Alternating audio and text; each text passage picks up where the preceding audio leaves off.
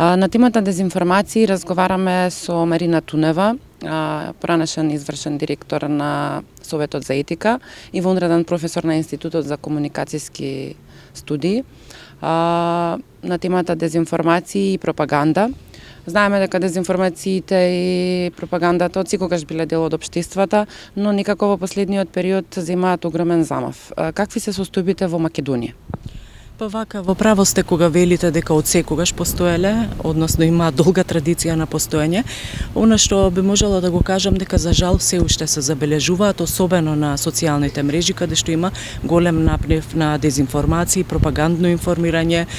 погрешни информации, како и да ги наречеме, вистината е таа дека се уште се присутни таков тип на информации кои што практично создаваат големи штети кај јавноста, кај граѓаните, оние кои што ги консумираат тие информации. Може би поретко се среќаваат во медиумите, меѓутоа она што е опасен тренд е што во медиумите се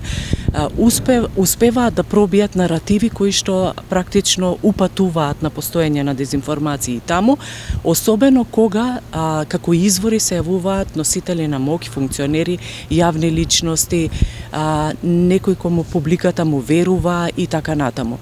На социјалните мрежи имаме голем наплив на дезинформација, особено кога станува збор за некакви кризни случувања во општеството, било тоа да е нешто што се случува на политичката сцена, било да е тоа пандемијата, корона кризата,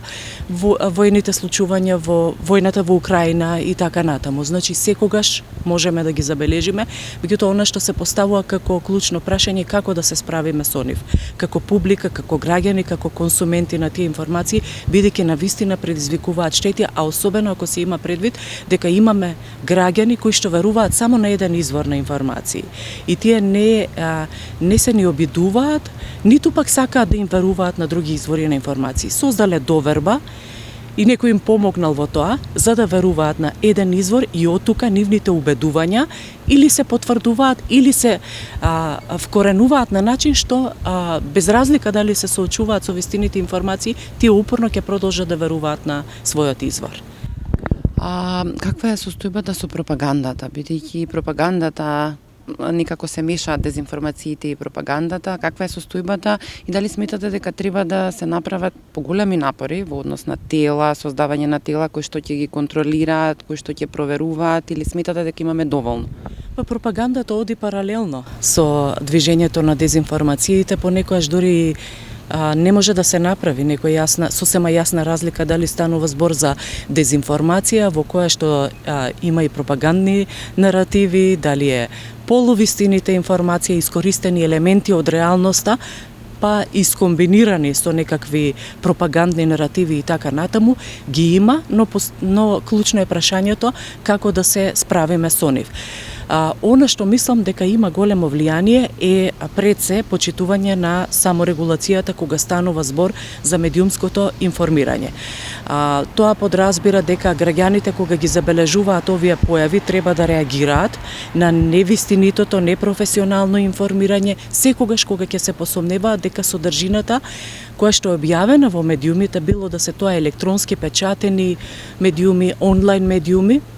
да реагираат на тоа и од тука да помогнат само регулативното тело да процени, односно Комисијата за жалби при Советот за етика во медиумите да процени за каков тип на информација станува збор и на тој начин да ги помага граѓаните во препознавањето на дезинформациите од она што е вистинска, професионална, етичка информација, односно содржина која што е подготвена според стандардите на професионалноста. Понатаму кога станува збор за ширењето на дезинформации и пропаганда наративи на социјалните мрежи, тука навистина може да има повеќе решенија. Она што е особено важно да се продолжи со заложбите за ширење и потикнување на медиумската писменост, односно да им се овозможи на граѓаните да ги препознаваат, критички да ги проценуваат информациите кои што се објавуваат на социјалните мрежи и практично на тој начин тие да се оградуваат, да не ги консумираат, да не ги користат тие информации или да се повикуваат на нив при одредени дејствија. Треба да се соработува, значи во доменот на адресирање на овие појави многу е важно да се соработува, да се создаваат некакви коалиции, мрежи на соработка и тие мрежи на соработка да во тие мрежи да бидат вклучени и граѓанскиот сектор кој што работи активно на адресирање на дезинформациите и самите медиуми кои што може да ги помогнат граѓаните со тоа што ќе ги изложат, разобличат дезинформациите и ќе покажат која е вистината. Понатаму имаше доста иницијативи кои што се однесува и на вклучување на социјалните мрежи.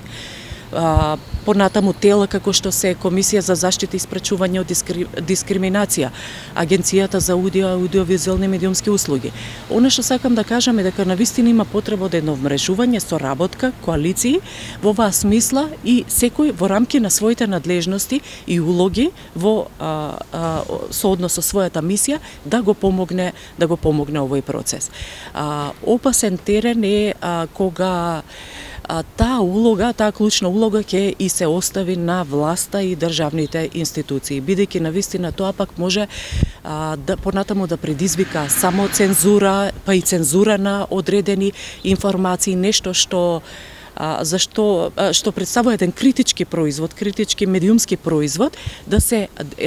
детектира, односно идентификува како лажна информација или дезинформација и со тоа да се спречи слободата на говор. Од тука и споменувам потребата од ефективно адресирање на овој проблем со една поширока соработка. Граѓански сектор, образование, медиуми, социјални мрежи, сервиси за проверка на факти, секој во рамки на своите улоги може да го направи тоа. И зависи за што се работи. Исто така тука клучно е да се каже дека е многу важна отвореност и транспарентноста на институциите, бидејќи новинарите честопати се жалат дека кога институциите се нетранспарентни и не е олеснет пристапот до информации, тие мора да се повикуваат на други и трети извори самите да трагаат по информации кои што се должни да ги дадат одредени институции.